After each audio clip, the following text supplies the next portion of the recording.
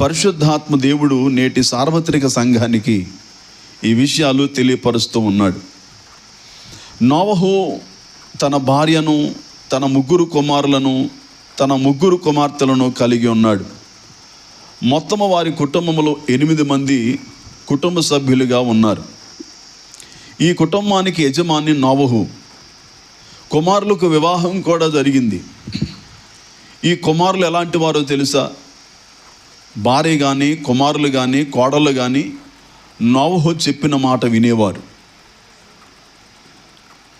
మామ చెప్పినటువంటి మాట మేమెందుకు వినాలి అన్నటువంటి ఆలోచన కోడళ్ళగా వారికి లేకపోవటం, తండ్రి మాట ఎందుకు వినాలి అనేటటువంటి ఆలోచన వారి కుమారులకు లేకపోవటం, భర్త మాట ఎందుకు వినాలని తన భార్యకి లేకపోవటం చాలా ఆశ్చర్యం కలిగిస్తూ ఉంది.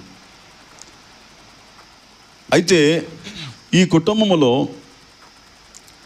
నోవహు యజమానిగా ఉన్నాడు.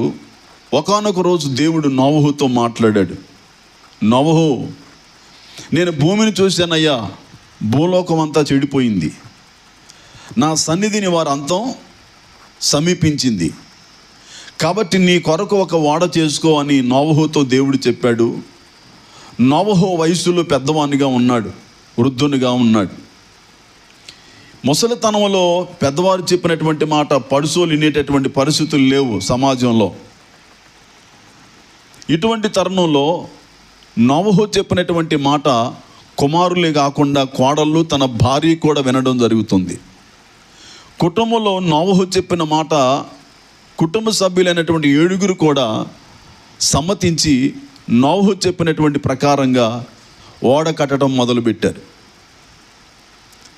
గమనించాలి దేవుని బిడ్డలారా, నేడు కుటుంబాల్లో చాలామంది ఉన్నారు. అప్పుడు నోవహు భార్య నోవహు కంటే తెలివి కలిగింది కావచ్చు, నోవహుకు ఉన్నటువంటి జ్ఞానం కంటే తన కుమారులకు ఎక్కువ ఉండొచ్చు, వారికంటే వారి యొక్క కోడలకు ఎక్కువ ఉండొచ్చు. కానీ అక్కడ జ్ఞానంతో కాకుండా వయసుకు విలువిచ్చి, అతని యొక్క పెద్దరికానికి విలువిచ్చి, కుటుంబ యజమానిని గౌరవించి ఆయన మాటకు లోబడుతూ ఉన్నారు.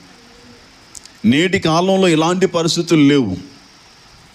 ఒకవేళ భార్యే గనక భర్త మాట వినవలసి వస్తే పంతానికి వెళ్ళిపోయి నేనేంటి అతని మాట వినడం.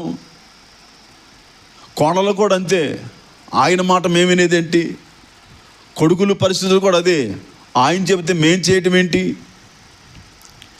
మాకంటూ ఒక ఇష్టాలు ఉండవా, మాకంటూ కొన్ని ఉద్దేశాలు ఉండవా, ఆయన మాట వినాలా అని మొండికి తిరిగేటటువంటి ప్రజలు ఉన్నారు.